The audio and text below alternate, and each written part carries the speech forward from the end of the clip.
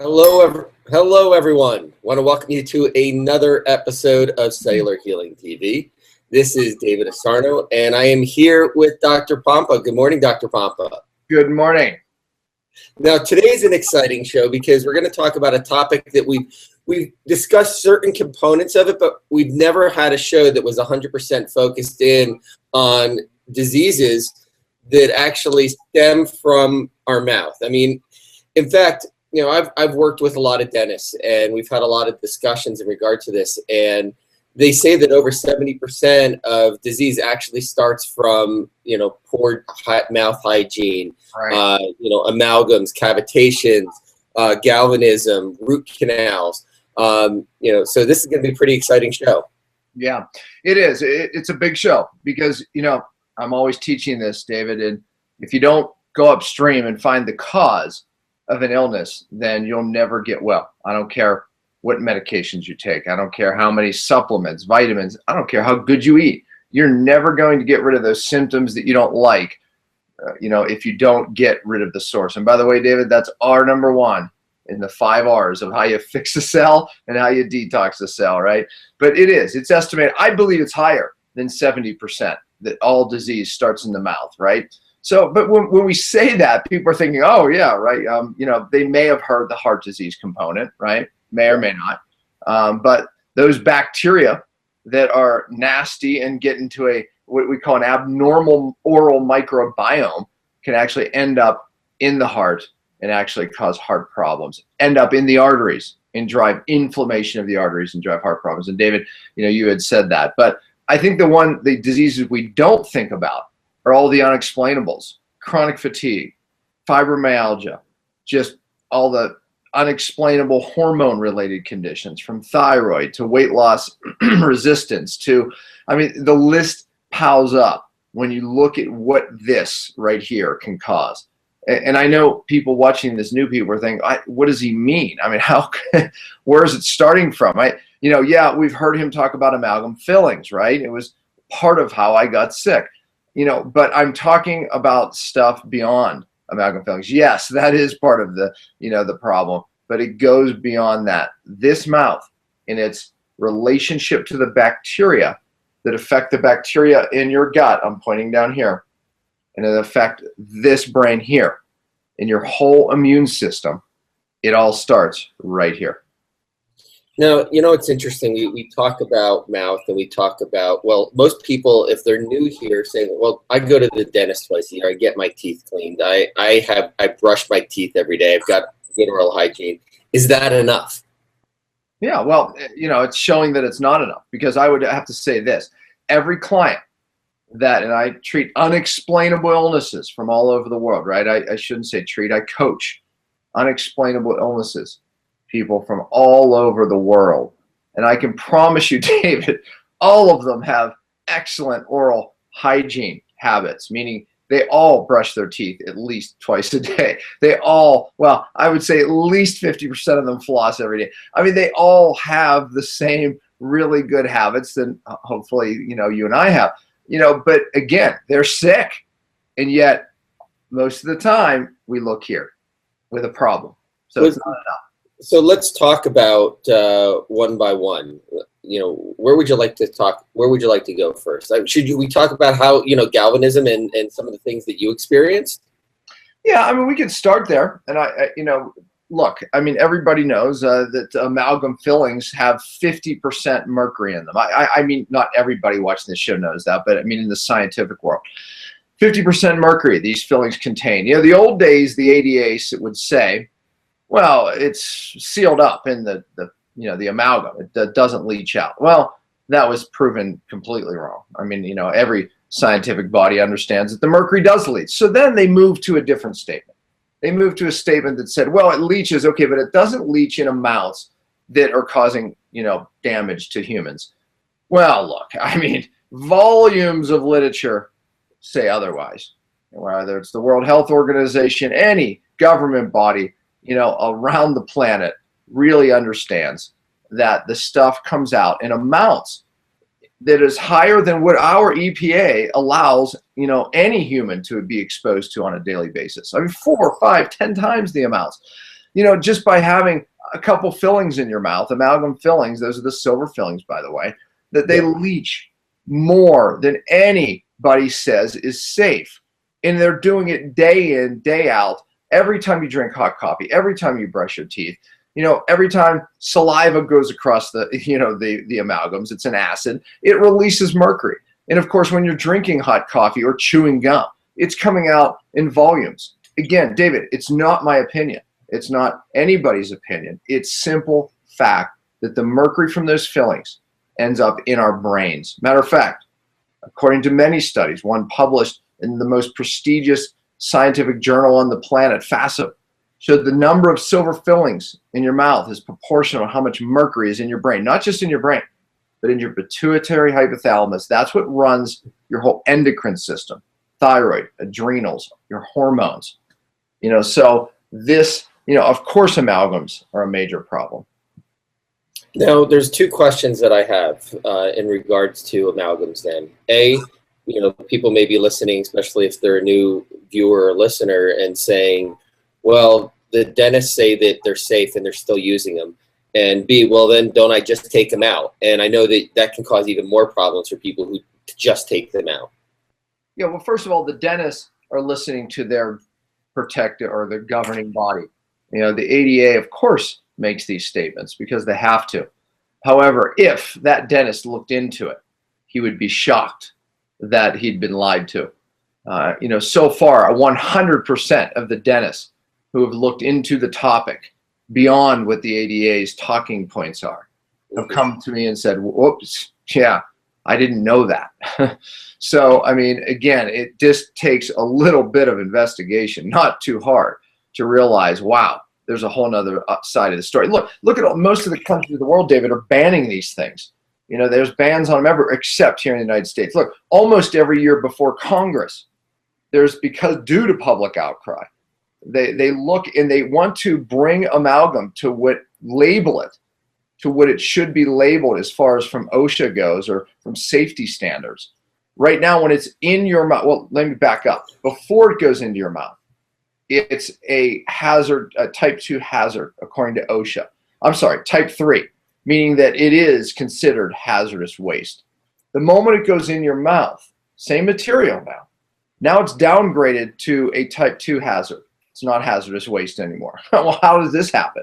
Because arguably, because it's in an acid state, it's actually more dangerous. So for any reason, it should be upgraded, but at least let's call it the same, hazardous waste in your mouth, not fit to be put in a human.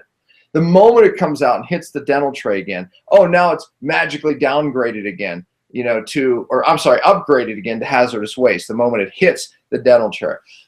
So look, this stuff is polluting the environment more from a dental office than any outside environmental source. That's again, not my opinion. So if you're someone who is concerned about the environment, well, what about this amalgam filling? It's getting brushed under the rug. But to me, more importantly, it's this. It's poisoning humans. I was one of them. All you need is some genetically bad detox pathways to get rid of heavy metals. And in a 20, 30 years, these things that have been in your mouth, it bioaccumulates in your brain, and now hormonally you're not right. Doesn't matter how many hormones you take, how much supplements you take, or what diet you eat. And again, those doctors out there that think they're gonna get you well. If you're seeing a doctor and you still have your fillings in, shame on him, because how in the world is he going to get you well with the mercury leaching into your brain, into your body, into your gut, disrupting this microbiome, which we're going to talk about in a minute? You're not going to get well. But David, to answer the second part of your question is just do not, I repeat, do not just run out and get these fillings drilled out. Now, we have a pre-amalgam protocol that we put people on. David, we're training doctors around the country on all these protocols.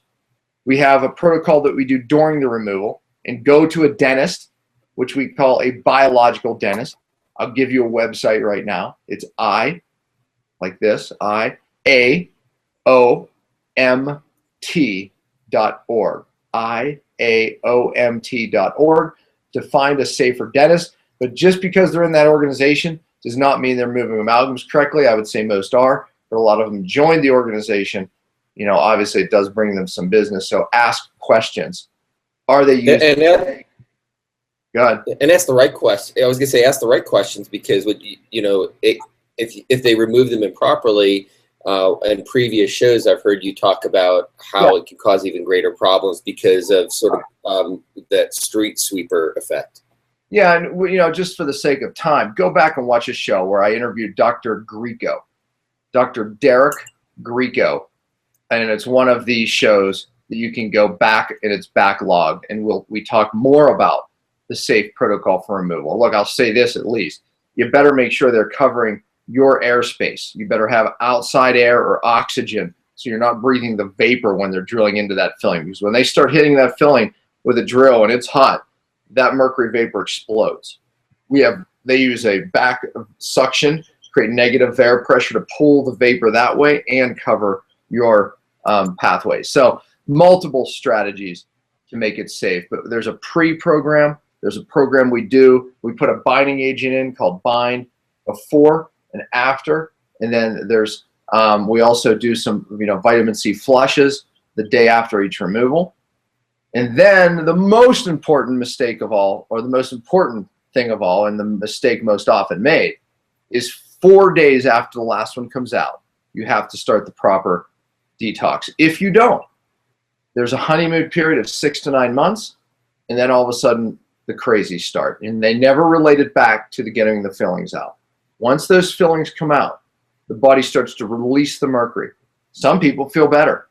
Many people in a short period of time feel worse. You have to detox once the last filling comes out. And another caution, you cannot do true heavy metal detox with those amalgams in your mouth. You cannot.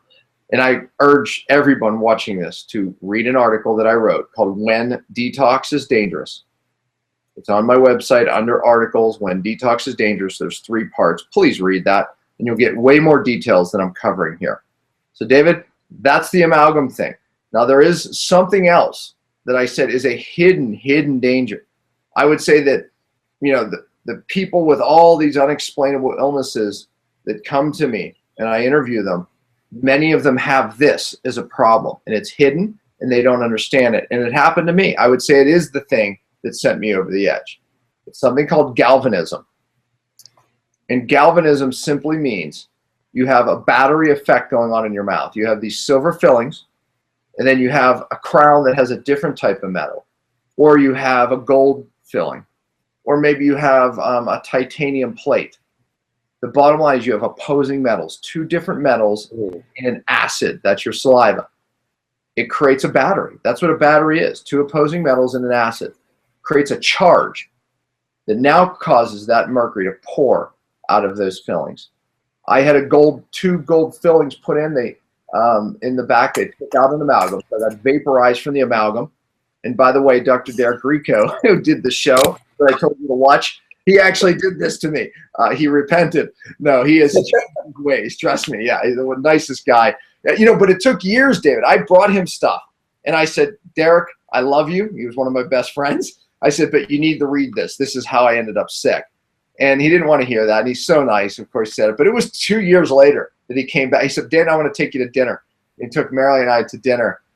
And he said, first, I want to apologize. I'm like, why? He's like, that stuff you gave me, I never read it until recently. You were right. He's like, and I was wrong. And, obviously dinner's on me tonight. And he's like, and I'm bringing you here to tell me what to do. How do I change my practice? So that's an amazing story, but it's. And he did change his practice because of that. And this is what he focuses in on. That's it. Safe dentistry is huge. 70% of the disease starts here. We're going to talk more, but here's the bottom line. He put these gold fillings in. I still had, probably 4 to 6 amalgams in my mouth, created this galvanism, and it was just downhill from there. And it took me years to figure out what was actually going on. So these people that have these different metals in their mouth, from bridges, crowns, and then they still have fillings in, danger. It is a disaster. Even the electrical component causes anxiety and sleep problems. And matter of fact, when I got that out and I took that galvanism out of my mouth, it was like an absolute amazing difference. I just felt different. I told Marilyn driving home, God, I feel different. And I remember Jay, one of our friends, he had some titanium taken out of his mouth, same thing. It was like, wow. driving home. It was like he felt everything, his head clearing, his sinuses clearing. That galvanism, just the electrical current, causes a problem. And David, many dentists today believe there shouldn't be any metal in the mouth because it creates a current that the brain obviously cannot handle. So again, you know, removing the source, we have to look at galvanism and amalgam fillings. But David, it goes further. Go ahead. No, go ahead. You had a question, but I was going to ask. So here's a question. There's all these different type of white composite fillings. Do any of those have metals in them? And is there any concern with them using different composites in your mouth? Yeah, I mean, I think one of the safest filling today is these the ceramic fillings, which are, you know, really inert, really strong. The technology's come a long way. And then I would say the composite, there's no metal in it, but the composite fillings, which I have many. I mean, there are the BPA and some other chemicals in there that leach out over a few years. Now, look, unlike a filling, the silver fillings, I don't care if it's 25 years old. You've watched the video on YouTube. That 25-year-old amalgam still off-gassing mercury like it was the first. Matter of fact, arguably it gets worse as it oxidizes, right? So, but with these fillings, they do, a lot of the chemicals are off-gassed, you know, in the beginning, and it does dissipate. I've looked at the studies over time. However, even these fillings have gotten safer because they even have BPA-free fillings now. So, you know, because composite has, you know, some of these plastic component to it. But again, they've gotten even safer, but far safer, David, than mercury. That's for sure. Where should we go next? Root canals or cavitations? Well, I think that they're both another massively hidden source that happens in people and they don't know it. But let's start with a root canal because everybody knows what a root canal is. Cavitation's a different story. But a root canal, look, it's not, again, my opinion. You know, most people that have been around safe dentistry for a long time will tell you that there is not one safe root canal. A gentleman, a scientist out of the University of Kentucky named Boyd Haley, did a study having these biological dentists send them removed root canals, which we're calling safe root canals, or root canals that were asymptomatic. They didn't have symptoms associated with them. In 100% of them had anaerobic bacteria in and around the materials. Anaerobic bacteria are bacteria that can survive without oxygen. And they get in these root canals. And I'll explain how, and I'll probably have to draw this. But they get in the root canals, David, because they're sealed in there. So let's say you have a cavity, and they say, oh, the root is now, the bacteria has affected the root. So they go in and they take out the root. That's what a root canal is. Now what's left is the dead tooth. But the structure's still there, right? The bone that's in there, but the root is gone. So they take it all out. And then they seal it in, and then they put the fake tooth on the top with a crown on top of it. Okay, that's basically what a root canal is. So if I could give you a visual, I don't know if this will work. I'll freeze it on your screen. Okay, hold on. Let me draw this up. So I'm gonna try to draw this as best I can. You know, it's interesting when luckily I've never had any of that. So knock on wood, you know, well, I would it now anyway. But it just seems so routine and common. And, you know, it's like when you hear about all this and all the possibilities for bacteria and decay and that they use mercury and that, it's very scary. It should be scary because this is how people get sick, David. All right. It's my artwork. Okay. So here's the tooth, right? Okay. So under your gum line, imagine this as being your gum line. Under here is where they extracted the root. So the root came down into here. All right. So they remove this root and then they seal this off. Okay. So this gets sealed.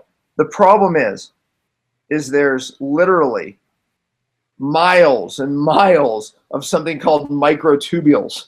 These are these little tubes that connect into your bloodstream. I'm drawing arteries and sinus cavities. But these microtubules connect into here. When this is sealed, the problem is, David, these microorganisms, these anaerobic bacteria are sealed into these microtubules. And now they cause infection that chronically continually leach these anaerobic bacteria into your bloodstream. Many of them make their way into your gut. Many of them make their way, systemically throughout your body. So the problem is that we seal in these anaerobic bacteria. And so we create a chronic low-grade infection that poisons you slowly. I can't tell you how many clients I've had that get out their root canals, and now all of a sudden all their gut allergies go away, all their food allergies, all this problem, because they removed a nasty toxic source. I got my root canal out. It was never bothering me. I had no pain because the dentist typically says, oh, if there's no pain, you have no infection. Baloney. It's not true. These things, all root canals, according to many studies, are dangerous. Matter of fact, if you Google, folks, root canals and breast cancer, watch what comes up. Root canals and cancer, period. Root canals and throat cancer, thyroid cancer, watch what comes up. These bacteria arguably are more toxic than mercury. So these are major disease causers. If someone has a root canal and they are sick and don't know what's wrong, then look, you need to get these things removed. So, it is a massive problem. And David, yet there's one more problem. There's something called cavitation that releases the same type of these bacteria, anaerobic bacteria. Many people watching this have gotten wisdom teeth removed. When they pull the wisdom teeth out, it can heal over.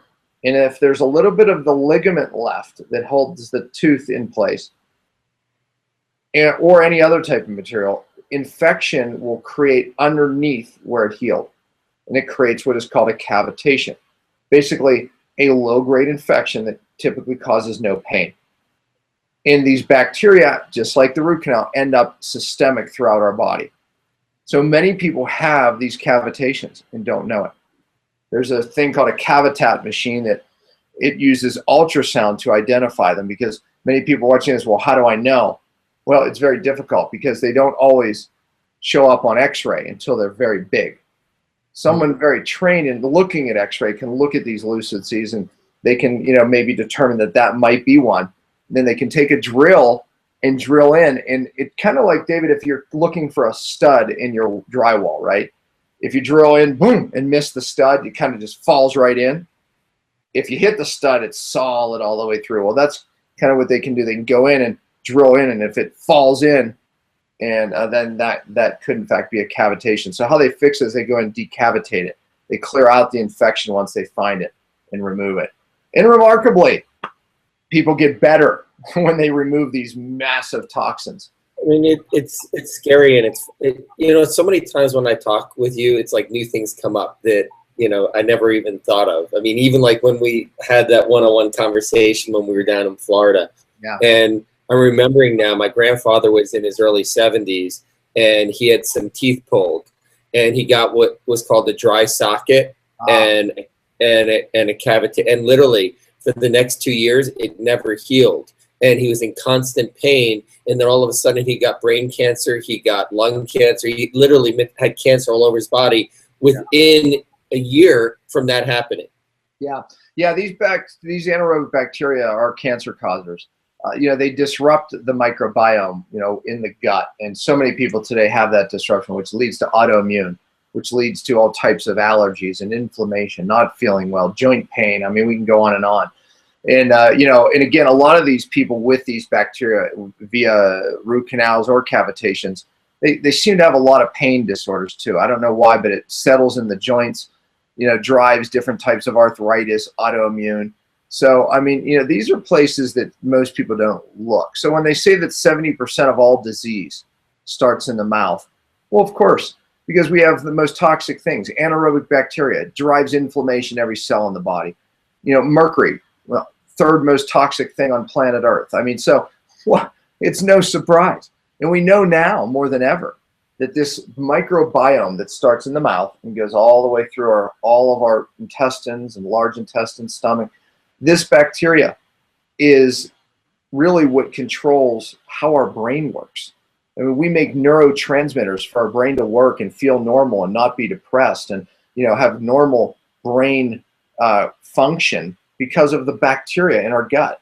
And if people don't understand that, we've done multiple shows on that, where these bacteria actually create these chemicals that your brain needs. If you don't have enough of these bacteria, you don't create enough of these chemicals and your brain doesn't work. There's this amazing connection between the two brains that you've heard, because if you've watched the yogurt commercials on television, that they say that, 70–80% of your immune system is in your gut. Well, what do they mean by that? Well, there's certain bacteria that if you don't have high enough numbers of, you don't produce a certain amount of immune cells. There's even things that you've heard me talk about autoimmune. There's cells called T regulatory cells that tell our immune system that everything's okay. When you don't have enough of a bacteria called Bacteroides fragilis, for example, you don't make enough of these T regulatory cells. So the DNA from these bacteria share their information, and they literally help us create these T regulatory cells that tell our immune system everything's okay.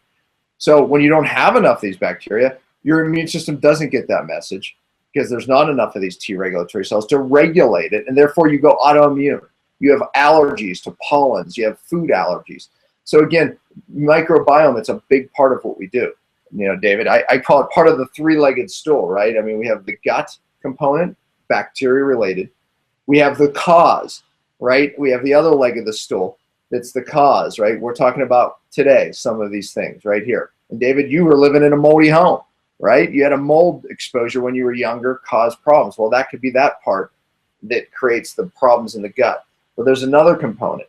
These causes, whether it's these bacteria, whether it's mercury, whether it's mold, they turn on certain genes. And once we trigger these genes, we have to turn them off. So that three-legged stool is really how we get sick, but it's also how we can get well. So we have to turn off those genes. But the only way to do it is to get rid of these stressors that we're talking about today, and others that we haven't talked about today. And then also we have to fix this microbiome. David, this is so dangerous, because those toxins alone can just turn on these genes of susceptibility, but they also wipe out our microbiome. So it's a lose-lose or a win-win for the bad guys. That's why the mouth is so critical to really people being healthy. Yeah, absolutely. This has been a fantastic show. Any final thoughts to leave to our listeners and viewers? Yeah, I mean, I would read those articles that I wrote, When Detox is Dangerous, because, I do talk about these things. Go back and watch the show with Dr. Grieco. And, we're going to have some other dentists on in the future, because they said, Dr. Pompa, I really want to come on your show. And I just had one text me 2 weeks ago, probably, saying, I really want to come on your show and talk about the pitfalls in dentistry. And so, I really want to do that show again. But listen, don't just run to your dentist and drill these fillings out. You have to go to someone who understands. And again, caution, once they do come out, you have to do the right detox. And then there's a different detox for getting rid of these anaerobic bacteria. So, there's a process here, David. That's why we're training doctors around the country on these protocols. We take pride in knowing that we are doctors who go upstream and look for the cause. It's not about more vitamins and minerals. It's not about more medications, although those things can all be helpful at times, but they are crutches. You have to remove the source, number one. That's the big takeaway. Remove the source. 70% at least is coming from here. So hopefully that helps. Awesome. Thank you, Dr. Pompa. Thank you, everyone, for tuning in to another episode of Cellular Healing TV. And we look forward to seeing you next week. Have a great weekend. Absolutely.